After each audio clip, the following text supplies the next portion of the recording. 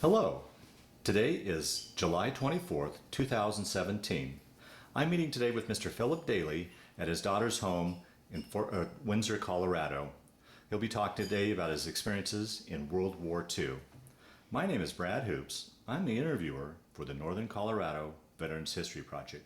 Welcome, Philip, and thanks for sitting down today to tell your story. Nice meeting you. Likewise. Let's start out, if we could. Tell us a little bit about yourself, your date of birth, where you were born, a little bit about your family. I was born northeast of Akron, Colorado, September the 20th, 1925. And I was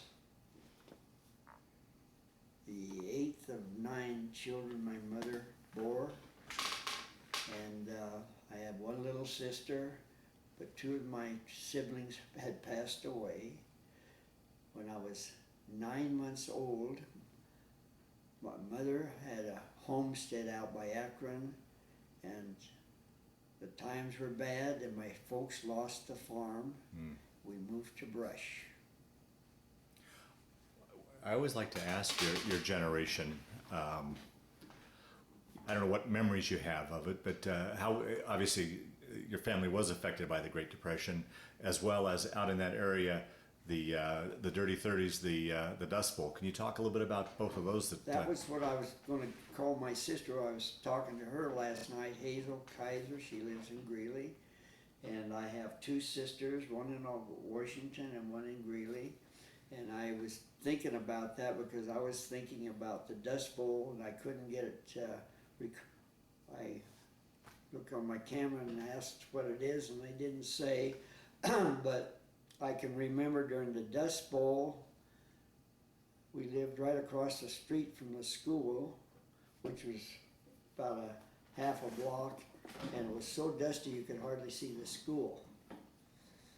And then we also had a flood in Brush, and I was going to ask her too because I couldn't remember. And I do remember that as kids, to get a little money, we helped, and we went to a store downtown and helped clean out the basement, and he gave us a little money, and we did all that stuff. I also, after work was in Brush, having so many people in our family, this was hard to get enough to eat, and if you didn't get to the table on time, you might not get everything.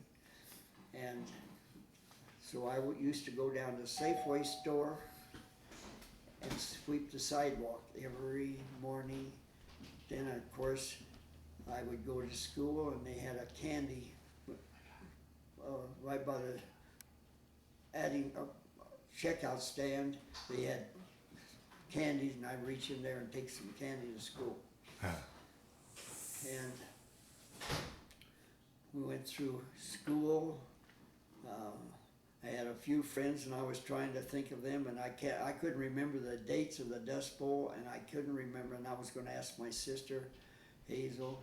I just thought of it this morning, the dates, but it had to be like in 1932 or so. Right, yeah, right. And so I worked went down to Safeway and did that, and on Saturday, one of the guys would feel sorry for me and give me enough money to go 10 cents to go to the movie in the afternoon. And of course, there was some good recollections there.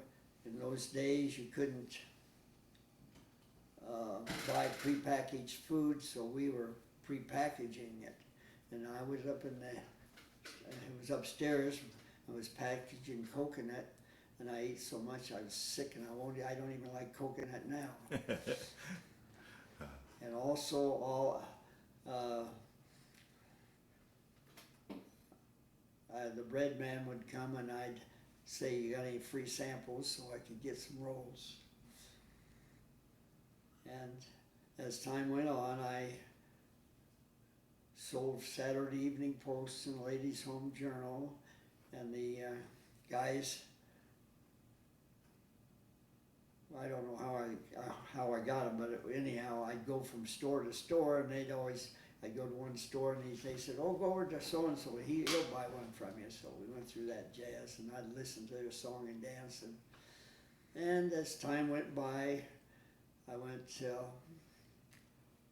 grade school and then high school, and in the winter time,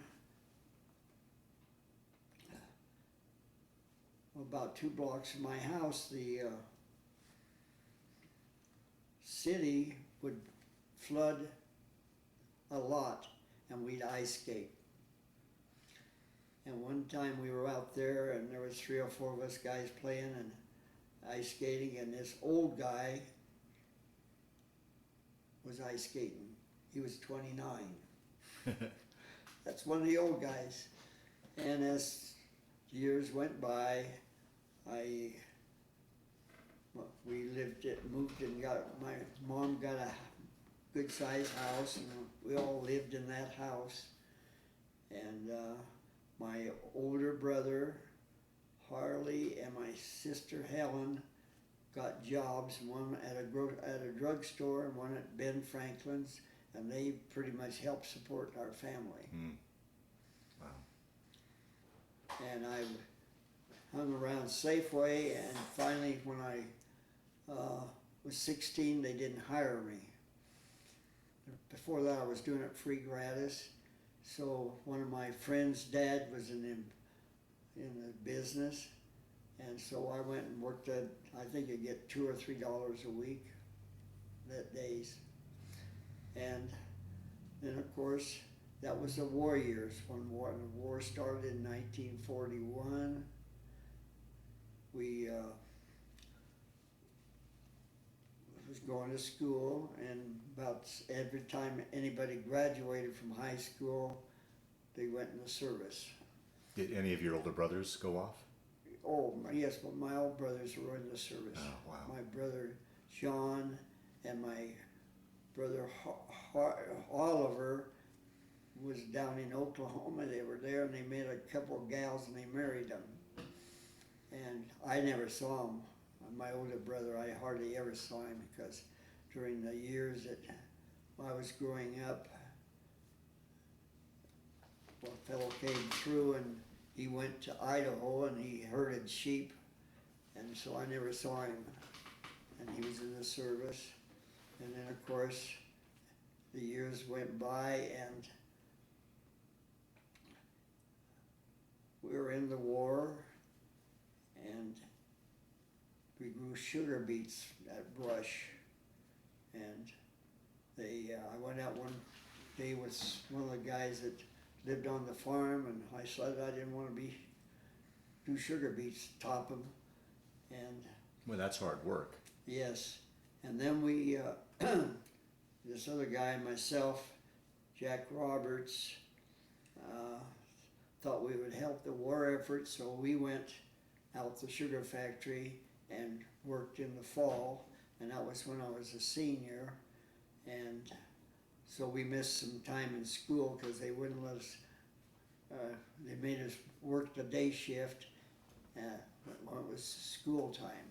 So we did that, so we did help the war effort, and then of course we had fun swimming in irrigation ditches and stuff like that. And then when we graduated from high school, everybody went into the service. And this friend of mine, the year before, I gotta tell you about this. One day, his dad had a job. He was rich, and he came by with my house, and he came by and he had a girl with her. And her name was Mildred Burroughs. She was from Brighton, Colorado. And so I met her. And because everybody was either drafted or enlisted when I graduated from high school, I thought I wanted to be a pilot, so I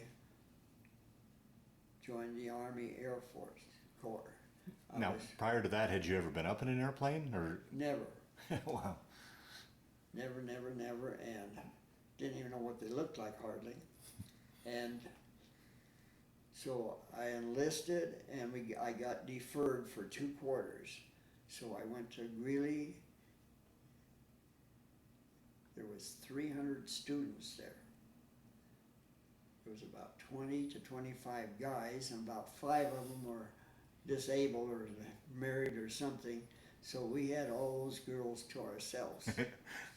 And to make money, my mom and sisters wanted to make sure that I would maybe want to go to college after I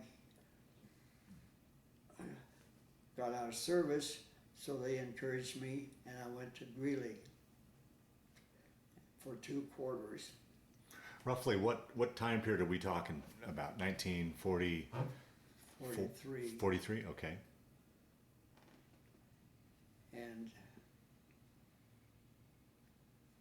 I enlisted. You know, it had to be 44 because when I went into the service, we got deferred for 2 quarters. And this other guy and I both went to college there, and we both went into the service the same day. And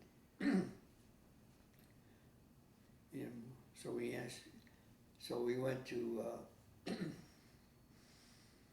Nebraska, I think it was, Omaha, Missouri, and we had basic training.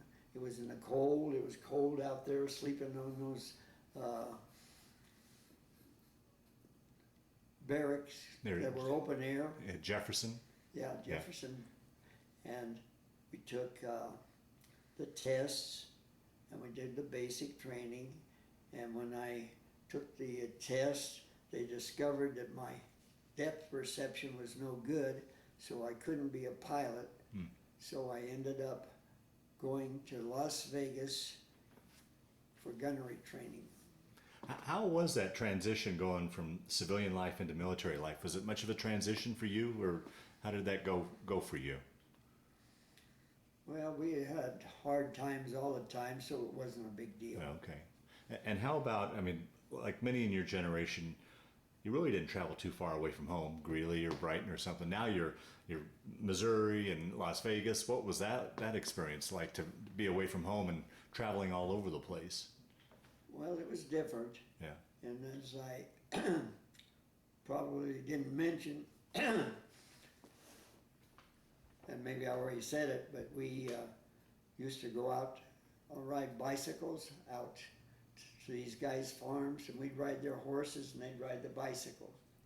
And that was a new road between Brush and Fort Morgan, and the guy crowded me off the road, and I wouldn't be on a bike at all. But you had no problem going up in a plane. No. So when we got to Las Vegas, we did gunnery training. One of the guys that wanted to be in the Air Force was in the infantry, and we'd go up and fly, and we'd shoot submachine guns at targets on the ground. And this guy that got out of the infantry, we were going around there and we were bumping around, and he got sick and threw up, and it went all to the back of the plane. That's the only time I ever got sick. Of course, he transferred out. And then as soon as we got through training there, we went to Nebraska, and it was still colder weather, and we got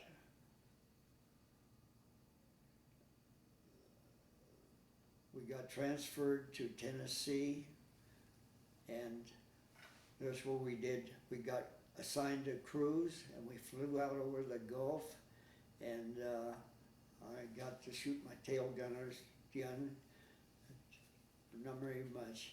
And then it was my sisters came to see me when we were down in Dyersburg, Tennessee, and we had a good time. And then we had a little time off. I came home, and then we went to Kearney, Nebraska, I think it was. Got in our airplane, and we flew over to Italy via someplace up, north? Nova Scotia. It's in Newfoundland? It's where's the farthest north place? Iceland and Greenland? Did you go that route? Yeah, we went up that way, and we did the Great Circle route. We went over, stopped in the Azore Islands. Then we went North Africa. We went by the Casbah, and they wouldn't let us go anyplace anyhow. Then we flew into Italy. Now, to clarify for those that are watching, you were in a B-17, correct? Or a B-24? Yes, 17. And how, as a gunner, how did you become the tail gunner? Did you choose that? Were you assigned that? Or how did you end up in the tail? Or do you remember? Well, they took the skinniest guys to Oh, do okay. the tail gunner and the ball turret turret. gunner and that, because you had to be smaller to get in those positions. And when we was over looking at the B-17 recently, they wouldn't let us go back Right. there Yeah. to go back in the tail. And so we went into Morocco, we went by the Casbah, and then we flew into Italy. And because they didn't, in case we got shot down, I'm sorry, That's okay. in case we got shot down, they couldn't make non-commissioned officers work. So in 8 months, I was a staff sergeant. And we were flying missions, and my little girl that I met in brush with this Jack Roberts, she lived in Brighton, and for that reason, when I was going to college, I'd stop. The only way you could get any place is you had to hitchhike. So it was easier to hitchhike to Brighton and then down to Brush than to try to go across. There was no traffic going from Greeley to Brush the other way. So we'd hitchhike. So I got going back and forth, and Mildred, she always is asking me about my friend, Jack Roberts, and I hadn't heard from him anyhow. But so when we got over to Italy, she sent me some cookies. And in those days, there weren't plentiful boxes or anything. So she had a box she had handkerchiefs in, well perfumed. And I got those cookies over in Italy, and they smelled just like perfume. We ate them anyhow. That was something funny. And then, of course, my birthday was on September the 20th, and we were flying all these missions, and anything north of the 38th parallel, we'd get credit for 2 missions. And anything in Italy or North? and east, I can't think of Yugoslavia or wherever we went across there, we only got credit for 1. Now, at that time, how many missions were you required to fulfill before you could? 50 50? to come home. Whoa, boy. So we were on our 25th mission, and we're flying into North Italy, and we dropped our bombs, and we were going in.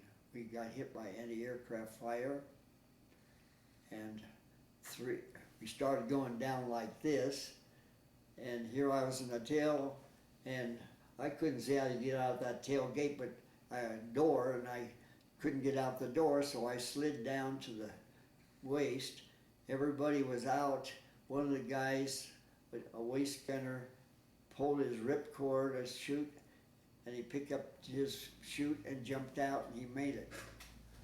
So by the time I got to the waist, everybody was out, and we had leveled off, and we had 3 engines missing, and there was one left. And so I thought maybe I'd go up in the see what if there's anybody up there, maybe I could do something. I got in the middle of the bomb bay. There's that little about 15 inches, wasn't it? And I was walking through there, and I remember they said if you went into a spin, the centrifugal force would hold you in. So I decided that wasn't going to be a good idea, so I turned around and I went to the waist, back to the waist, and we went some more, and I jumped out. Now, prior to that, you had no experience parachuting, right? Talk about the training. We didn't have any experience. We just they showed us what to do, and we did it. And my harness, because I was so skinny and little, it was really loose on me. It was cutting me in two, and I could hardly wait till get to the ground. And during that time, the movies you would see about Germany and that, the Gestapo and that, always had one of the guys with glasses on. And so as I came down to the ground, and they also said there might be a possibility that the Italian underground might get you. So as I coming down the hill, and it was up by Bologna, these 2 soldiers were coming up the hill. One had a pistol on, slung like 45. He must have been watching westerns. And then the other one had a pistol, a rifle, and he had glasses, and I had a cracked lens. So when I hit the ground and they come up there, I said, Italians? And they said, no, Germans. And I said, oh. No. So they took it back a ways, and some of our fighters were still strafing that area. And then over a period of days, we went from that camp up through northern Italy, and we stayed in one place, and they had captured some infantry guys. And this one morning, the guy said, get out and exercise. And I looked at the guy, says, I don't have to do that. He says, he was a lieutenant or something in the Army. He says, I'll have you court-martialed when you get here. And of course, I never saw him after that day anyhow. And then of course, when we traveled on a train, one of the guys had been shot down and he got burnt. He was a pilot, and he was with me. We went up through the Brenner Pass, and then we went in to Germany. Now, in this group of POWs, was anybody from your crew in that? Did you reunite with any of your crew in that No. group? No? Okay. No, I never saw him. And we went up through the Brenner Pass. We went into Germany, and then of course they told us, we went up through Berlin, and they said, don't show that you're in the Air Force or something, nothing, because if they see you, they pretty mad at us for bombing Berlin. So we went there, and then we went further north. It was actually not Germany, but according to your information, is Latvia. We went to Stalag Luft 4. In Poland. There was about 10,000 of us in there, and there were different Well, one of the guys I know was from New Zealand, so we had some different people, but mainly Americans. Now, on your train ride, once you were captured till you got to Stalag Luft 4, were you able to see out at all? I mean, could you describe what you were seeing as far as bombed out cities? No, we just went on the train. We didn't see bombed out cities. The only thing I did see going though, we went by an airfield, and that was the first jet airplane I ever saw. It was a jet. And I never saw one, and that was the one. So when we got up, we went to Stalag Luft 4. They were barracks, and each room had wooden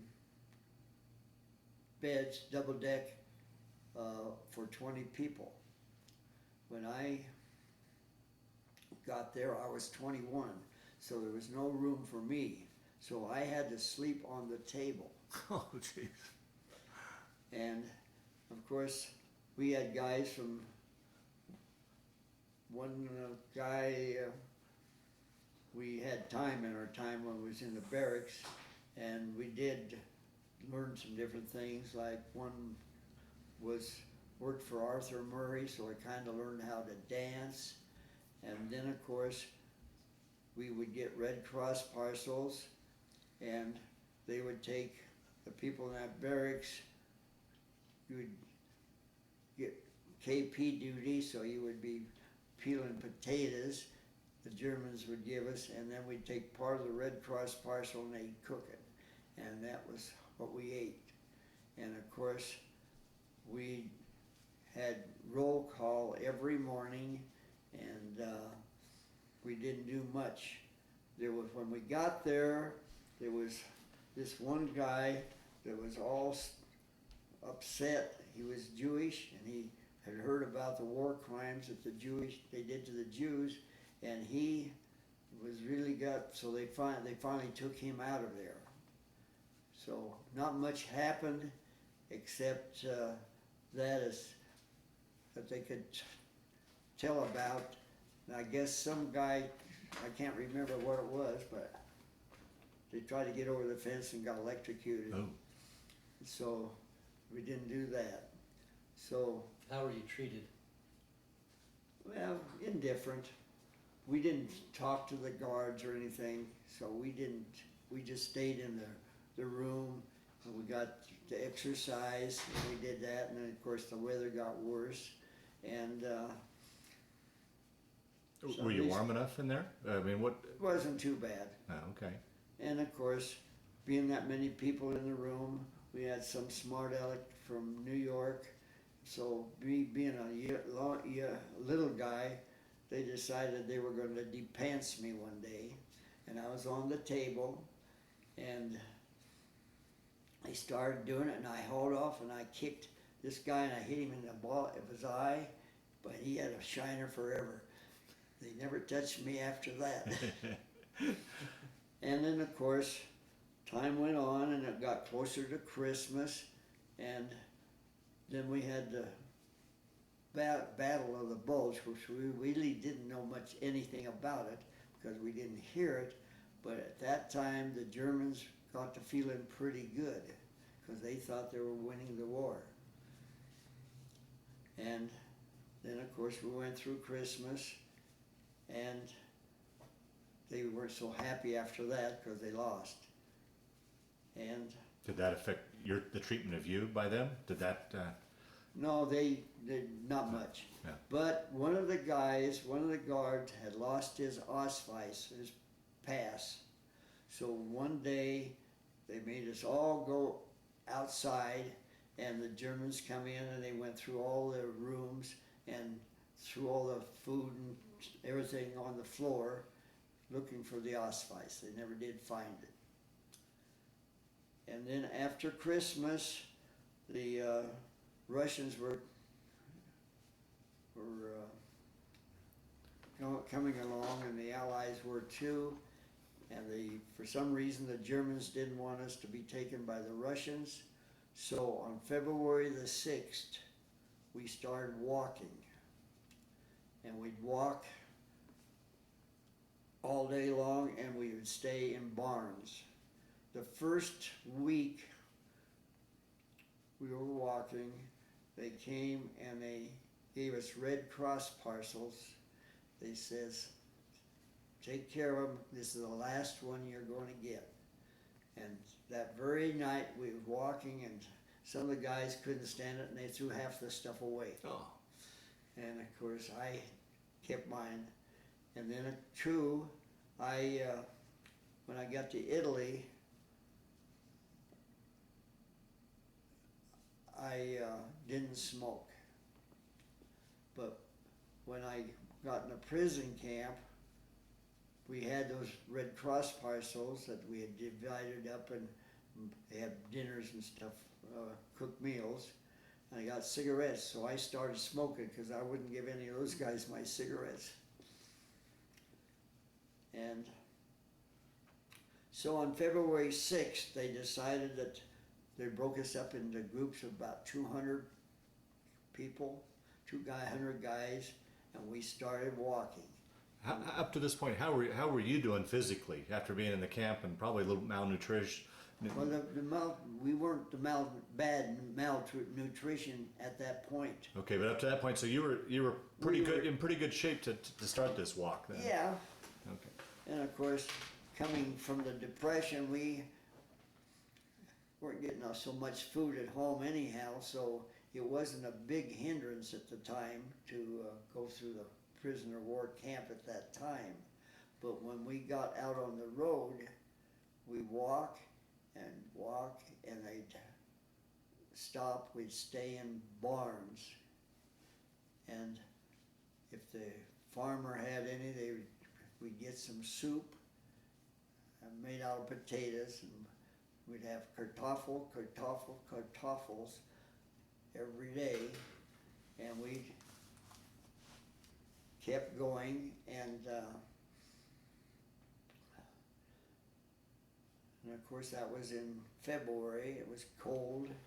How were you doing as far as clothing? I mean, you jumped with your probably your flight suit and whatever on. What did you have to fight off the winter? Whatever the Germans gave us, I can't remember. I guess it was American uniforms. I don't remember, but I do know we did have an army blanket and an army. Oh yeah, they let us keep our coats. We had them, and we had the army overcoat.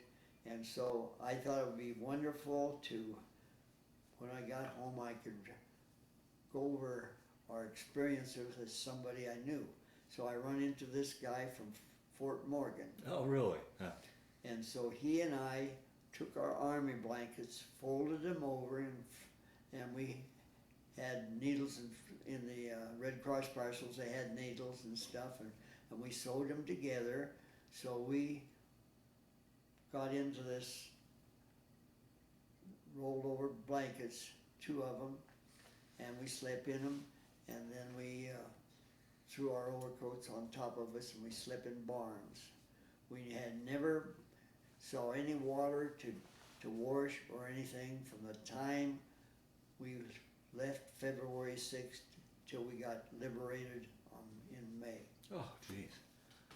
And so we'd walk and we'd go and on, and we stayed in the biggest barns, and we had the SS troops that were guarding us until about Easter time.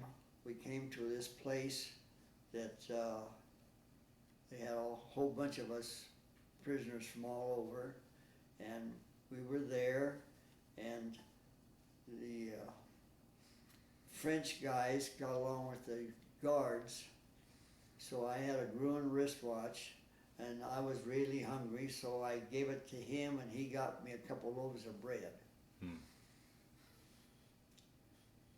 And then, of course, at the end of that time, we started going again with a group, and we started walking and sleeping in these barns. And this, I can't even remember his name, but he lived in Fort Morgan, and I got so sick of eating the potatoes and stuff. I didn't eat for 3 days, but I had to go through the line where they fed us anything and get my food so he'd eat it. And we kept going, and then of course the only people I saw that had anything was farmers, so I've always thought I'd enjoy property, and I bought property when I come home. And then, the first part of May, one morning, we got up, we had no guards. A couple hours later, the British came and welcomed us, or we vice versa, and they took us to a hamlet next to close to where we were, and they had all the Germans take all their guns and put them in this room, and when we got there they said, take whatever you want, because down at Brush all we ever shot was ducks and rabbits and never saw a rifle. But I took a rifle, and we decided that we'd like to see the rest of the Germany, so we commandeered one of the German vehicles, and we were in it, and we had to go over a river, and the vehicles were backed up for a long ways, and we would go 20 feet or so and stop, and I was worried about running out of gas, so I didn't run the engine, and so we kept doing that. But while we were sitting in there was we looked in the back part of it, and the Germans had gloves were about this long, and one of the gloves had a shotgun in it, of an over and under 16 gauge, which I have to this day. So, and we sat there, and finally we got to move, and the battery was run down. So all they did is make us get out. We pushed it over the embankment, and then we went with the British. And sometime later that night, they took us someplace, and we had a cold shower in May. And so we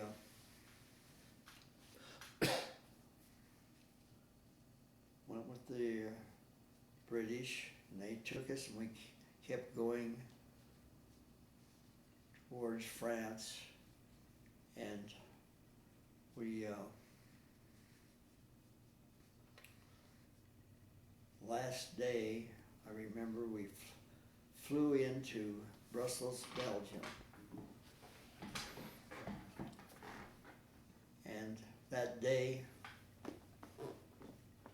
can't remember his name, and his brother had been shot down, and we found him, and the brothers lined up some girls, and the brother wanted to have one to himself, and Doug and I, he got us a couple dates with the English WAF too, so we were with them, and they gave us $20 a piece, the British, and shoot, we didn't need that kind of money, but anyhow, we had these girls, and we went and bought some alcohol, and I had never drank either, and I drank some evidently, so we were going down the streets in the town, and one of the gals saw something in the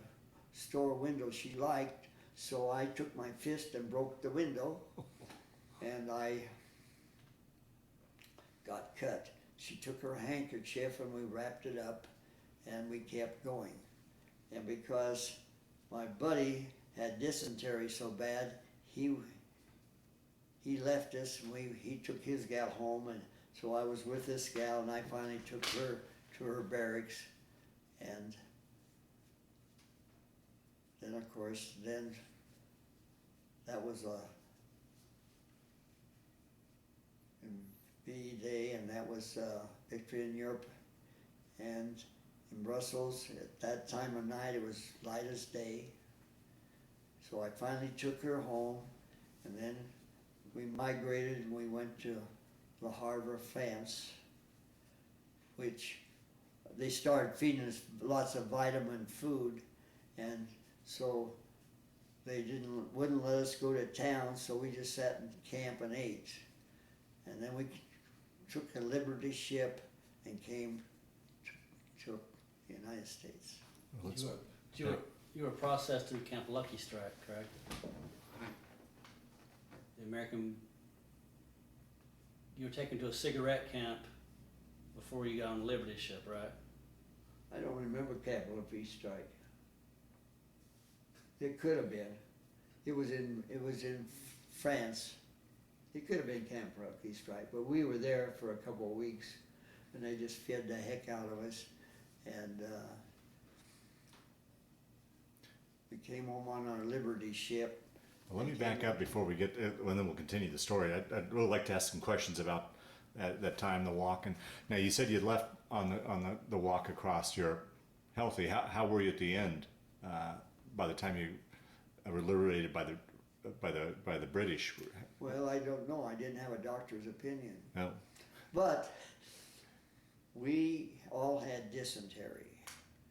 And then, of course, as we'd walk during the day, when we had a break, we'd sit there and we would talk about food.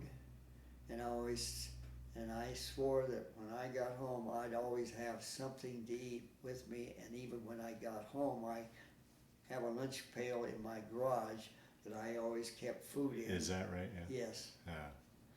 So we'd always have food. Because we lost quite a few people on that walk, correct? Well, could have, but I wouldn't know because we didn't lose them with my group that I know of. Okay.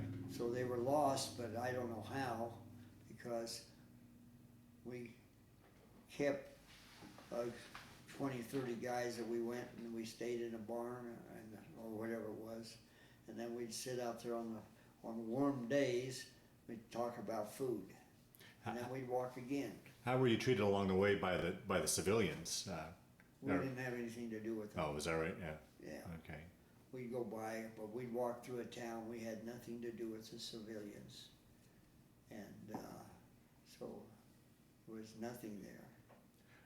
And back on the home front, what did your folks know? When did they know you were shot down? Did they know and become a POW? Were you able to exchange letters during this whole time, or what information did they have about you? They had none except they got an Telegram? officer came and told me that I got shot down as a prisoner of war. There's no communication whatsoever because we didn't write any letters as being a prisoner. We weren't allowed to do anything. And none came with the Red Cross packages from home? Nothing? No. The Red Cross particles, we only got one when we were in that camp, and that one time after we were there. But we didn't get anything. We didn't do any communications. Wow. So we didn't have anything to do with outside at all. And then the Germans just had us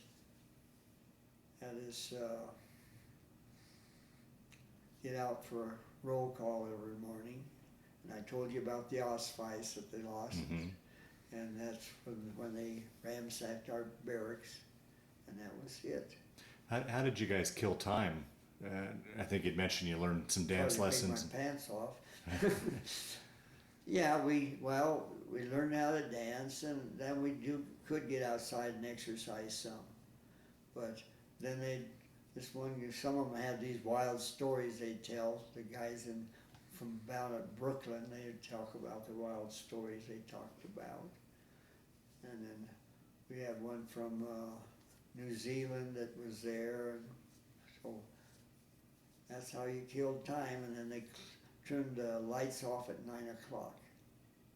On the march, were you ever strafed by Allied fighters or? No, we never saw anybody. There was nothing. This is so far north that there was nothing like that. We just walked. We thought we were up close to Lubeck, up by the Baltic, and we had no communication with anybody. We just walked that day, and then we'd stay in the barn, and then we might be there a day or two, but we'd keep walking, and then keep walking, and that's what happened. Until you met up with the British, could you sense that the end was near, that the war was almost over? Did you talk to the guards? I mean, do you have any indication about what the status of the war was? We knew nothing because we didn't have anything to indicate it. And the second half, when we were in that tent city, we left, we had civilian guard, well, they were older guys that were our guards, and they allowed us to cook. So we were cooking, and we'd take potatoes out of the mud that pigs were in and eat that. We'd eat anything. Oh, man. And as I say, I got so sick of eating that stuff, so I didn't eat for 3 days. And you mentioned you hadn't really washed or showered from the time you left camp until you took that cold shower. Were you able to, obviously you were able to get drinking water from somewhere? Well, we got it from the Germans there at the farm, so I don't know how good the water was, but we did get some water to drink. Obviously not good enough if you all got dysentery eventually. Well, well, with no cleanliness, and we had a chaplain that happened to be with us, and when we got the dysentery, he would burn charcoal, and he'd give you some charcoal to chew to help dysentery, but that's all the medicine we had. No medicine whatsoever. So I'm sure some of the guys died, but we didn't keep track of any of them. Yeah. How was your mental state, or how were you feeling mentally?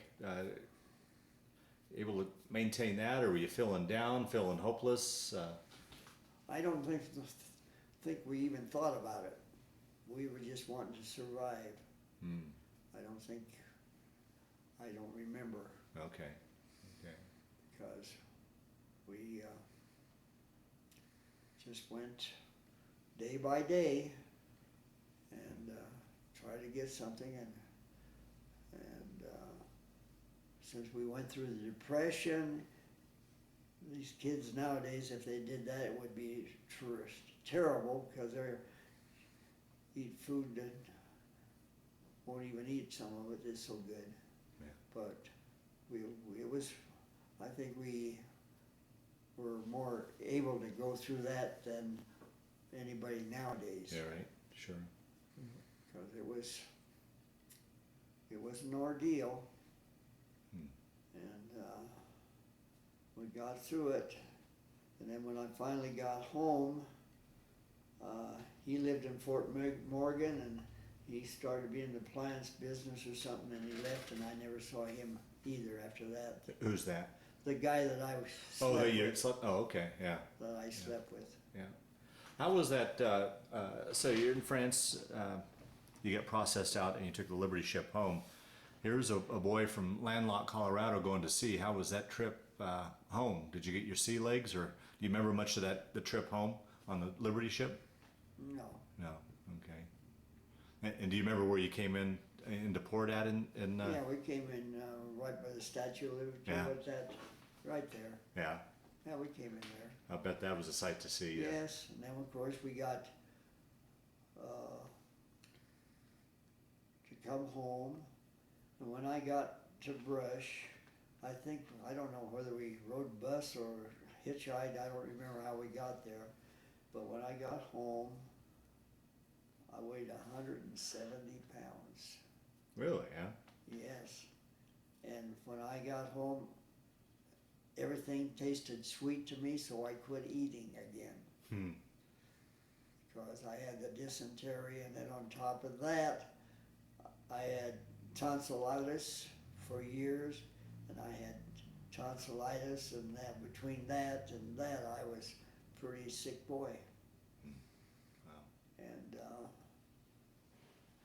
fortunately, this friend of mine, this kid I ran around with, uncle or dad, was a major, and of course, as time went by, I went to,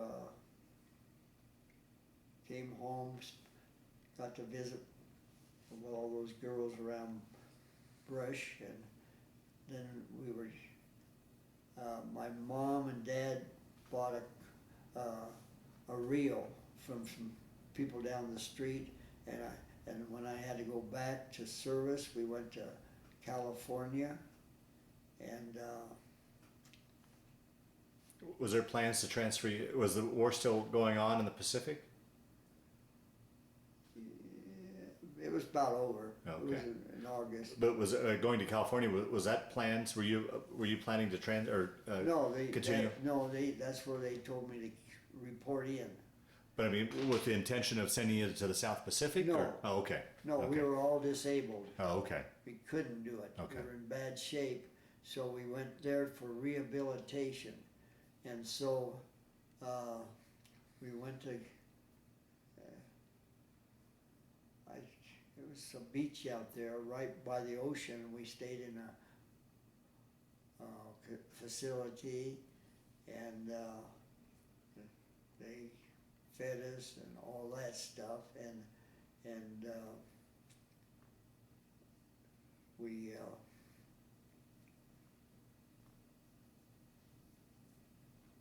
got to go to the Hollywood canteen. And this friend of mine's dad lived on Wilshire Boulevard, and folks bought this vehicle, a reel, and I took it out there. So I'd drive to the Hollywood canteen or downtown, and when we were hitchhiking, these guys would pick us up. Well, I'm sorry, that was when it was in Tennessee. We'd go to Dyersburg, and the only way you would get to any place, we'd go to a town and visit the girls that came to the dances. And every time I would go to town, not everyone, but that was when I was still in the service, and that was when before we went overseas.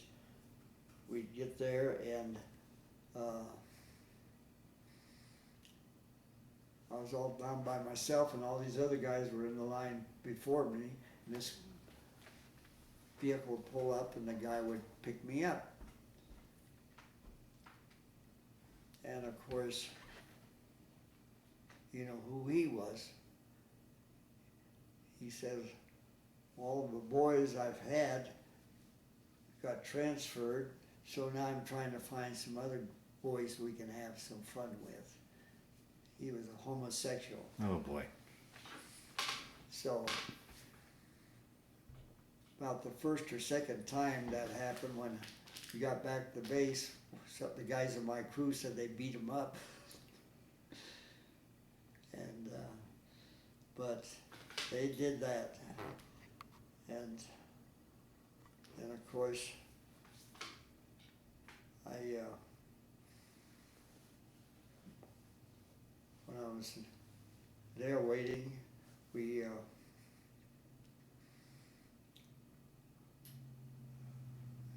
after I come home, my friend's dad, they lived in Santa Maria, and I'd hitchhike down there, and he'd get me a ride home on a plane. And I don't know if you ever heard of Eddie Bracken. He was an entertainer, and that one trip home to go back to L.A., he was on the plane and he was bragging about how great he was. Eddie Bracken. Okay. And then of course when I got home, I was out there and I told him I'm not going to get out of the service until they take my tonsils out, because I had nothing but tonsil problems all my life. So we finally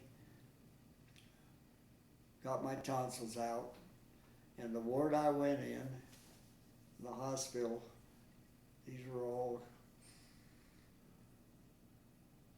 guys that, I can't remember. Now I see my mind's shot on that one. And I think they were all homosexuals.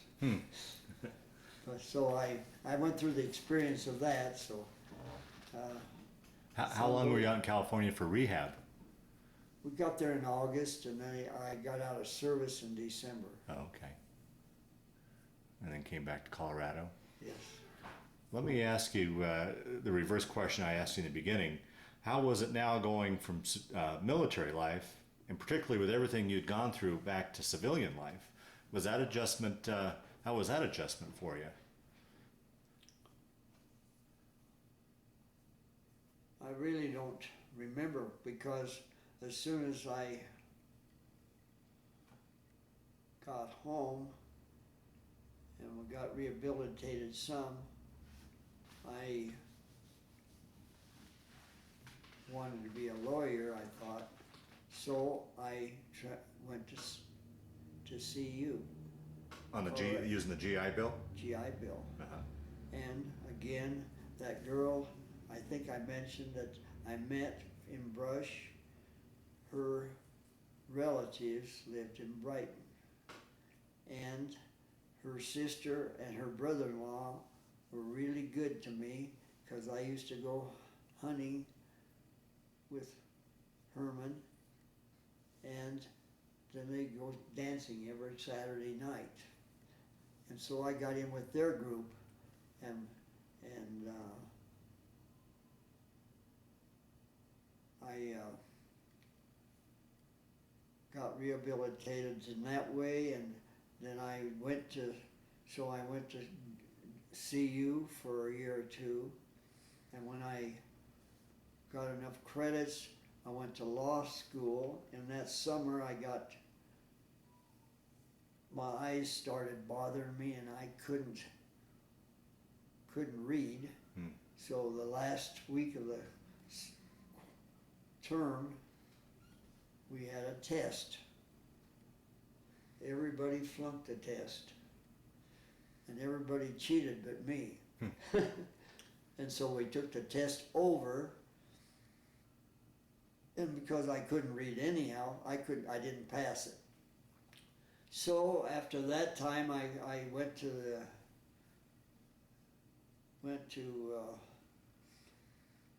the dean, and he said, well, you've been a good student, otherwise if you just drop out, and we won't show it on your record. So that fall, I had taken some aptitude tests and stuff, said that I might be a pretty good salesperson. So I started doing direct sales, selling china and crystal and silverware. And I was selling crystal and silverware, and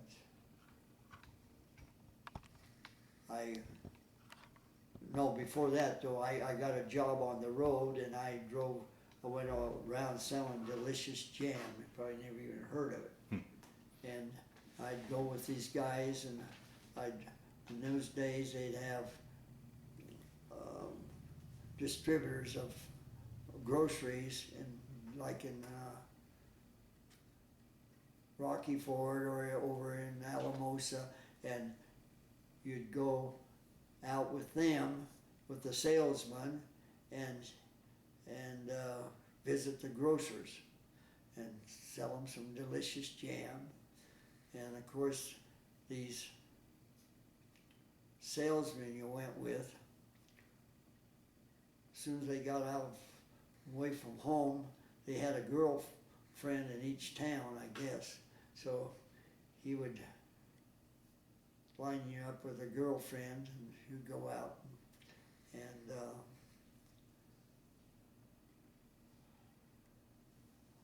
we did that for a few quarters, and then that year I worked for the Delicious Jam, and I got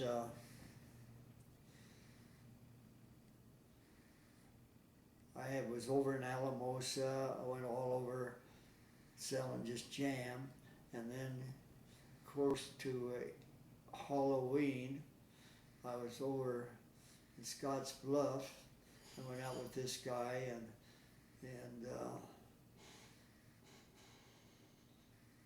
he got himself a girlfriend, and I went out with this girl, and that was nothing. So when for some reason, I called and told the people I was working for that I needed a raise. So we dissolved friend things, but also I was learning to do silver in China, and then I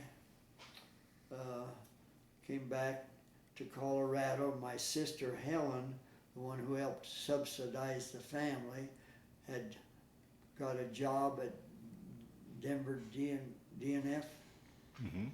and she met these people, and when I came up here, then I stayed with them, and I was staying with them, and then in those days, and I don't know why they probably do it now, but she would let a bunch of boys and girls come over to her house, and we'd have kissing contests, and we did that, and so I was doing that, and I was selling silver and China this summer. That was, and I was over in North Denver, and I stopped by this house, and I still blame this girl sister for doing it to me. So anyhow, I stopped by them to sell them silver in China, and they said, I got a sister. So the next Tuesday night after choir practice, I met her, and I kept going out with her, and son of a gun, oh yes, and at the same time, this colonel friend of mine, I was staying in their house, and we put in for a disability for me, and 1 week I got a letter saying there's no problem, and the next week I got a thing that said I had a 30% disability. So Colonel Blower took care of me. And then, of course, time went by, and I kept going out with this girl. It was when they were doing the Valley Highway around Denver. We'd go sit up on top of a viaduct and look into the moon and all that stuff. And so finally, I asked her to marry me. And she didn't say no, yes the first time, but a few days later she did. And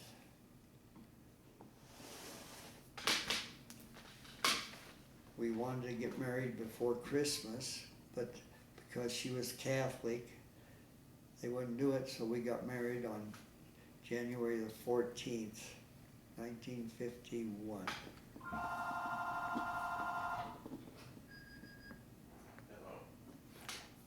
And your wife's name was Jeanette? Jeanette. Yeah.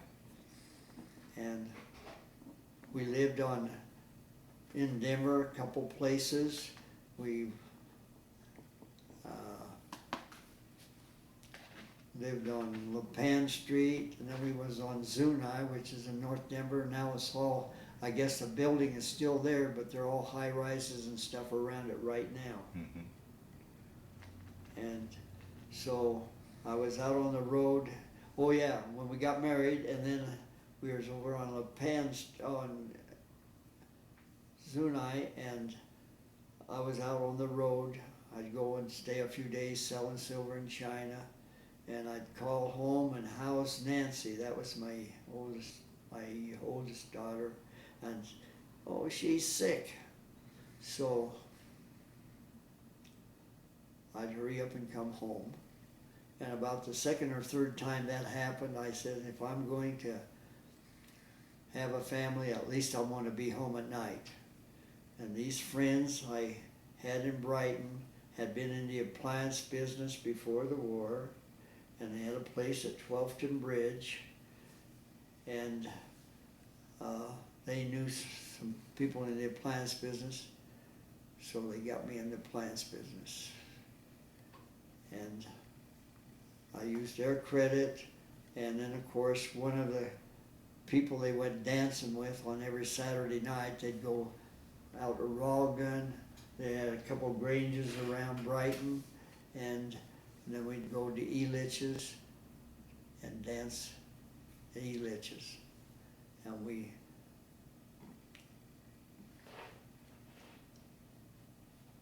got in business, and then of course, because I was in business, these friends they had out in the country, by the name of Cooksies, wanted to kind of live in town, but they live out by Roggen, so they bought this place in Brighton, and so when I decided to go into business, they sold me that house across the street from their place. And they were very good to me, got me in business, and then Herman got to working out the, what do they call that, depot out west town, what was that? Rocky Flats? Rocky Flats. He was working out there. And so we did all the fun stuff. And so on one morning on Rocky Flats, he was going out there, and can you believe there's a train track out by Erie? And he was going across, and in those days we didn't have fresh air heaters in the vehicles, and I think he didn't see the train and it killed him. In 3 months, my dad passed away, Herman died, and his father-in-law did. So that made me a workaholic, and that's all I did for years is work. How many years did you have your appliance store? I started in '54, and when I lost my last serviceman about 10 or so years ago, I had that. I still have the building, but I don't have the store. So good. I sold appliances, and we serviced appliances. Good 50 years then. Yeah. Well, I was married to my dear wife 65 years. Wow. And last year in May, she passed away. And the last few months, I was home 20 hours a day. So we've had a pretty rounded life, and I, every once in a while, I call some of the people that we used to run around with, and their kids, and there's their grandkids, and now I'm a great-grandfather. So you've got, what, 3 daughters? I have 3 daughters, and Janet's daughter is going to have a baby. That's my great-grand. They don't know what it's going to be yet. They're going to find out next month or so. How many grandchildren do you have? I have 4, and then I have 4 great-grandchildren. So 4 grand and 4 greats? Yeah, And 1 on the way? got 1 on the way. I may be lying about seeing my grandkids. I got Jeremy and Rochelle. Yeah. I think I'm right. I may be off one or two kids. Now, I had read various articles about you, and it said that you and Jeanette traveled quite a bit. Did you ever were you able to ever get back to Europe and kind of retrace your steps at all? Yes. We had been traveling, and I've been all every place. So one year, my sister and her husband, Sister Hazel, she lives in Greeley, and her husband Mel, we decided to go overseas. And so we went overseas, and then this one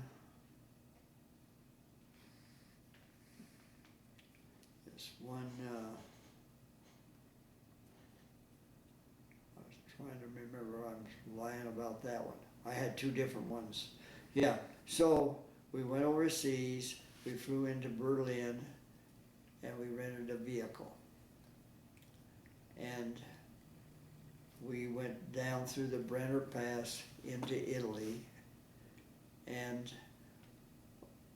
I was trying to find the places that I had been, but we never found the airport,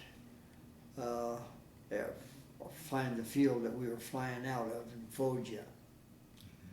Then we went across, and we went over, I can't remember the names of the places. We went over to the other side, and 50 years after I was supposed to get my pass to go to the Isle of Capri, which we lost when we got bailed out, and never back, we were on the Isle of Capri. Wow. 50 years later. And then we went back, I drove back up through Germany, and we flew out of Germany into the United States. 50 years. Wow. We went back. Did that trip stir up any memories, any thoughts at all, or how was it a therapeutic trip at all for you, or just a trip? Well, I just love to drive and go. Yeah. And it was fun.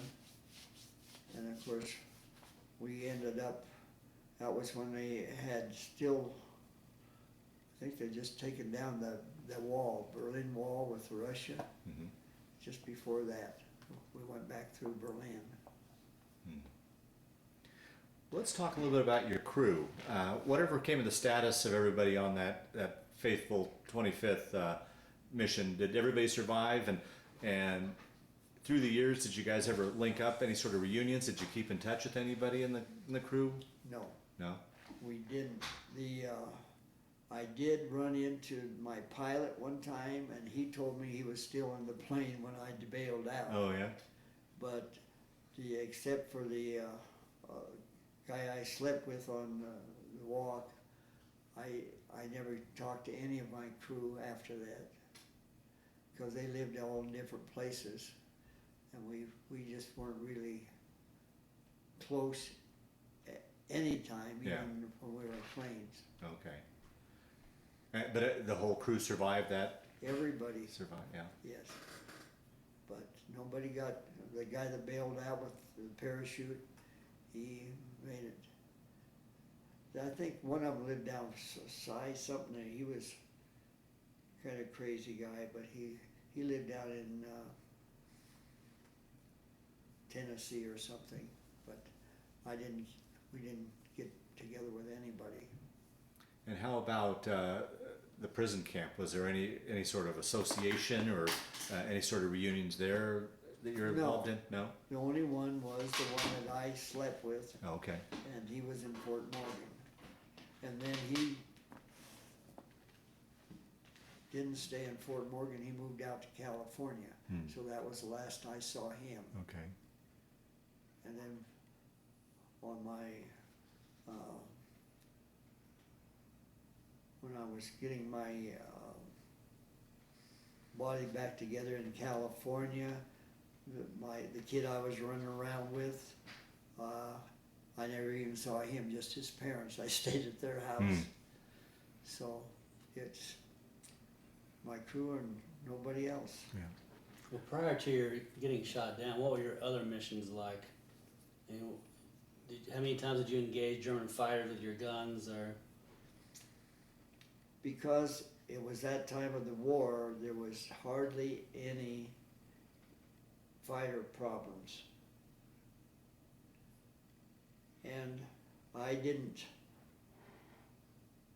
think too much of it until we were flying a mission, and the plane next to us got shot down. Then that hit me then, because that was pretty close to home. But I never even worried about anything until that happened, and I thought, oh man, that could happen to us. But a plane got shot down next to us. Wow. In our formation. But the B-17 was one of the best bombers there was. Yeah. And as a tail gunner, you probably had a great view of everything. Oh yes. Yeah. Well, we'd come down over the Adriatic, and one day we came back over Alpha mission, and there was a ship down there, and I was tempted to take a shot at it, but I didn't. Yeah. Because I would have been court-martialed and drummed out. But it was right down there, I could see it. I didn't do it. Did you feel prepared to go into combat? Huh? Did you feel well trained to go into combat? I don't know how I felt. I just did what I was supposed to do. Because it was just one of those things. It's what you did, what you had to do. So, and we had all our basic training, and we had our gunnery training, and we were down in Tennessee. We flew out over the Gulf and back, and that was all they did. And so, and we didn't have anything to shoot at except that one day, and I was tempted, but I didn't do it. I didn't want to get myself into trouble. So in all of your missions, because at that point we pretty much had air superiority, you never had engaged a fighter at No, okay. none. All the missions we were on. We only made a couple missions up into Germany, but it was anti-aircraft guns that got us. We went over to Yugoslavia, bombed some, and then northern Italy, and then into Germany. But Can you explain to us, particularly us that have never been up in war and what it was like to go through a flak attack? I mean, with that flak exploding all around you and the sounds, and I mean that had to be kind of scary. That was it, and I didn't think anything of it until that plane Got shot down. shot down next to me. Then I got to thinking, oh my gosh. And then of course, every time we got home from a mission, they'd give us a shot of whiskey. We never drank any of that. We poured it into the bottle, and we were going to take that to the Isle of Capri. So the guy that missed going out on that mission got the whiskey. For some reason he was sick or something, and he didn't go with us that day. So he got the whiskey. So I never drank anything. And I never smoked until I got to be a prisoner. At the moment you were captured, what feelings went through your head when you just lost your freedom? How? Well, I lost everything else. I had some good stuff in my bag in back of me, and I had my pistol in my middle of my back. I was upset. There's nothing you can do about it. And then that one guy with the broken lens in his glass, on his glasses, and the other one packing a gun like he was a Westerner, it was something. But those days just flew by, and So there's just a few things you remember, a lot of stuff you don't. Yeah. Now, once you got back home, did you ever sit down and have a conversation with your folks? Did they ask you what you went through and what they were going through while you were?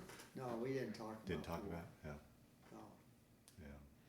we just didn't talk about it because it was just too hard to think about. Had your father been in the World War One? No. So you were the first in your family to serve, or you and your brothers were? Well, I had 3 brothers, so we were all in the service. 2 of them in the Pacific and 2 in Europe. One of my brothers was in Italy too. He was my oldest brother, and I did ever see him hardly. And of course, when I got home, they had increased our family because I was trying to figure out which one. Yeah, my brother John had, when I got home, a cute little girl. They had a baby. What did your brothers do during the war? 2 of them were in the medical corps, and one was in the army infantry. And he was, the one that was in Italy was in the infantry part of it. And I don't know anything about him really because he was my older brother, and when I was in about 4 or 5 years old, we lived on Clifton Street, and some fellow from Nebraska or someplace was going up into Montana, and he talked him into going. I guess he did it so he wouldn't have to be around the rest of us kids. And so he went up into Montana, and he herded sheep. And then of course, when the war came, he came home for a short time, and he went into service right away, so I didn't even see him then. When Pearl Harbor was attacked, or you learned about it, what did that mean to you? Did you know? You obviously knew you were going to go to war at some point. Oh yeah, well it happened, and that was the time that, again, this the year I went out and worked at the sugar factory. But I was in high school, so, and it's, I guess we just,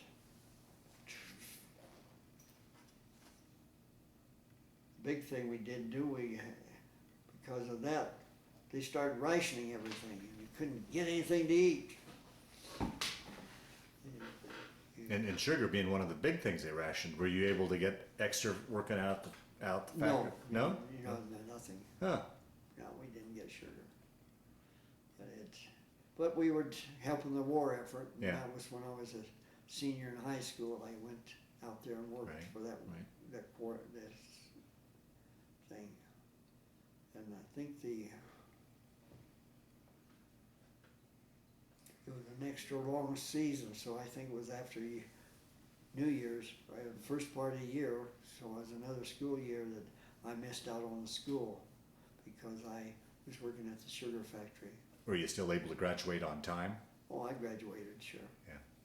Sure. And then I went to Greeley for 2 quarters. Right. So, and one of my instructors told me in high school, you're not the college material, but somehow I made it. Do you think you ever experienced what we commonly know now as PTSD? Any flashbacks, nightmares, or through the years, or were you able to pretty much put it all behind you once you got home and got situated? Oh, I think I just put it behind me more Yeah. than anything. We just didn't talk about it at all. Because when I got home, this summer I got home, and the guys in the Chamber of Commerce had me come to a luncheon at the Care Hotel, and it wasn't much. I didn't talk to them much at all. Hmm. So we just didn't talk about the war after we happened to us. It was too deadly, I guess. Yeah. And nobody'd understand anyhow, because if you haven't been there, you're not gonna be able to understand it. Right. But I'm still here. Well, as we start to wind down this interview, is there anything I didn't ask you that you wanted to talk about, or any stories that have floated to the top while we've been sitting here talking, to ideally round out your story as best we can? And Frank, if there's anything you think we left out, so ideally round out your story, or do you think by and large we captured the gist of it? About everything. Yeah. Even my getting married. Yeah. Well, the last question I always like to ask with these interviews, as you look back on that time in the service, and particularly everything you went through, did it change your life, affect your life, play a role in your life at all, or do you look at it just simply as a chapter in your life that you went through? How would you answer that? I would think it was just a chapter. Really, yeah? Yeah, because actually it affected my whole life, because being in the service, getting the GI Bill, I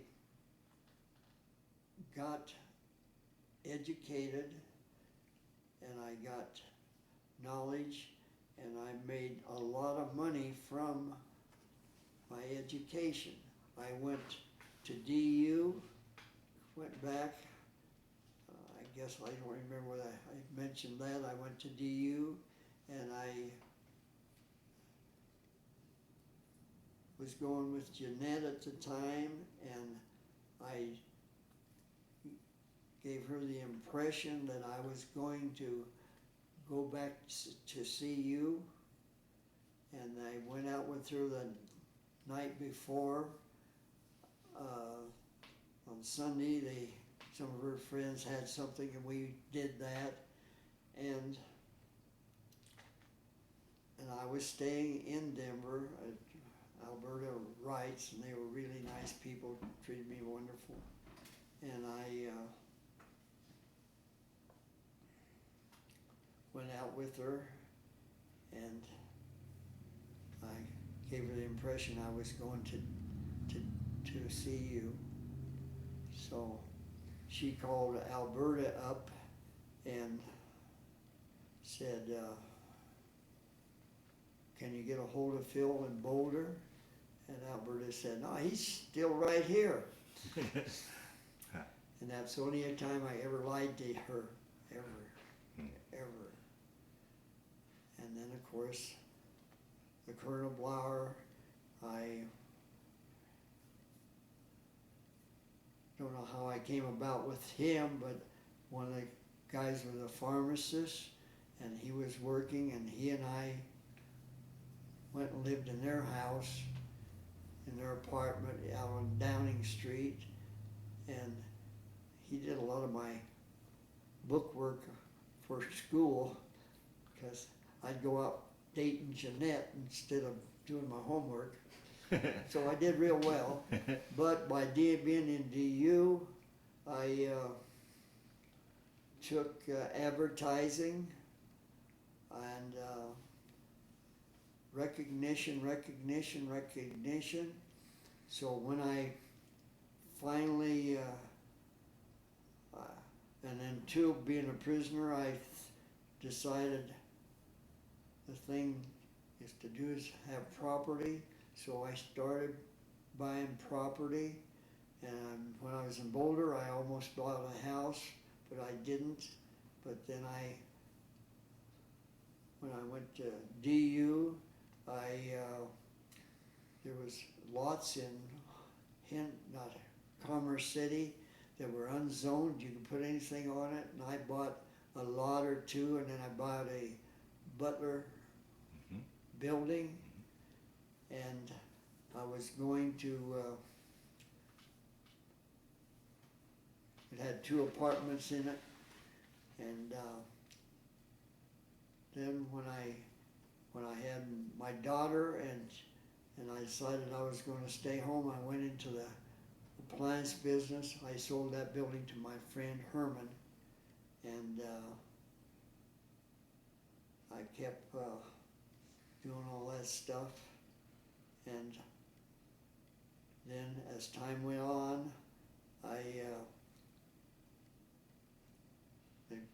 they built the highway across from my store. I have a building on Cuner Road, which is on the Highway 85, and that I learned that advertising was great, so I had a billboard sign put up on the south side of my property, and because we had a lawsuit when they changed the road, they took part of the land in front of my building, and the guy said, if you don't do it, I'll build a fence around the place. And so we had a lawsuit, and I put up this sign, and I had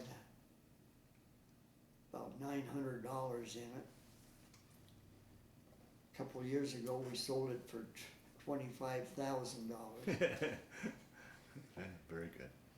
And so I did that. I got the benefit from DU from doing that. And I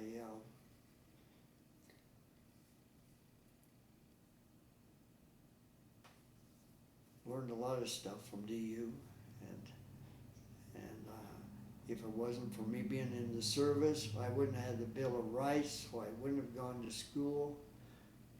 Look how much it costs now to go to college. Yeah. I don't know if people go to the service now, do they have the Bill of Rights for them after they get out of GI college? GI Bill, yes. Do they? They get the GI Bill? Mhm. So that's a worthwhile thing. How much of that do they actually get now? If you, It can be over $100,000. Is it? It can be. It's a formula involved. How long you serve overseas. so if I got my grandson to join the ROTC, go to school, Well, that's two different things. what does he have to do to get in that? If he goes to ROTC, he'll be commissioned as an officer, I see. and then he gets a free education. Then he goes out. Oh, I see. When he finishes his time, he still has his GI Bill for later in life. I see. So he'd actually be in service for a period of time. 6 years. If he did that. So, does just Fort Collins have that? Mm. No place else in Denver, in Colorado? CU. CU does it too? UNC. So, and so if he joined the you have to take a test to get into the ROTC? No. It's based on grades and interest. Is that, yeah, well, I don't know whether I get him to think about that, because that would be a way to get an education. Well, over the past 20 years, there's been a sustained interest from the American people, a whole generation of Americans in World War II. Uh-huh. How is that compared to the 50s and 60s when you didn't talk about it, to now where people see you with a World War II hat on, everybody comes and thanks you for your service? Yeah, it's nice, but it's different. It's nice. And people thank me for the service all the time, and it's nice to be recognized. But it ain't like the old times. You said you didn't talk about the war, and now the new interest has made you or got you to talk about Right. the war. Well, at that time we just didn't. It was so hurtful, I think, to your mind, thinking about all the stuff you'd done and been through. I think that may have been it. Because, Do you think it was helpful to hold it all in though, like that? Or? well, I don't think people would understand at that time. Yeah. That was during the Depression and all that stuff. And I don't know. Yeah, there was plenty of bad things happening too. We had the flood down at Brush. We had the dust storms and all that stuff. So, and who do you talk to about it? People now are more interested in hearing about it than and everybody that was going through it. Yeah. Your family says you've talked more about it in the last year or two than maybe the. Yeah, because you Last guys 50 years. keep getting at me. That's the reason. Yeah, come up here so we can all visit with you.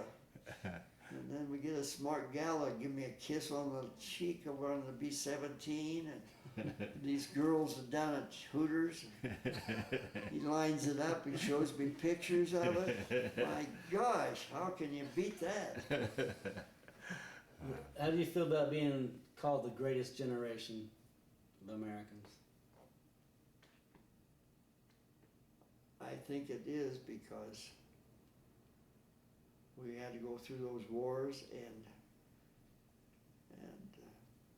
people really sacrificed a lot.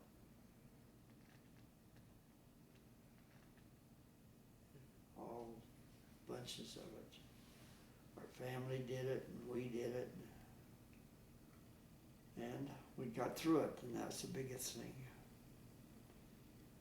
Because Korea and all those, I don't know. I talk to people, but I don't talk to them about it. If they went through, my son-in-law was over in Korea. He did some stuff. I don't know what he did.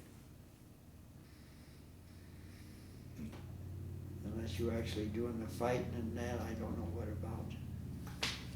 Do you feel lucky you had daughters and not sons, in a way? Did they go to Vietnam, or?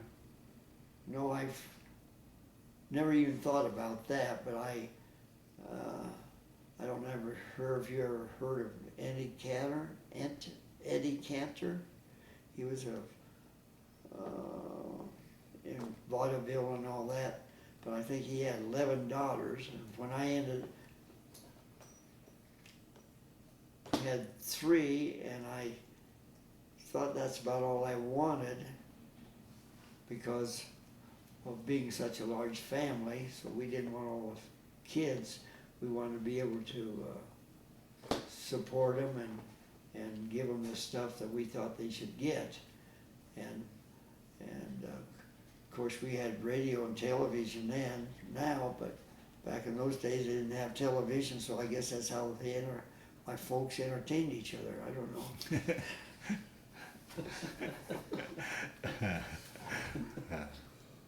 To have that many kids, and then because I wanted to have my kids have a good education and have everything that I didn't have.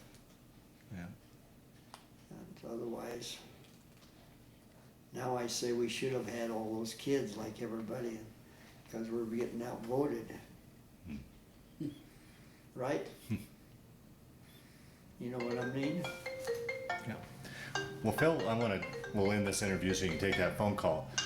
Thank you very much for sitting down to tell your story today, but more importantly, thank you for your service to our country.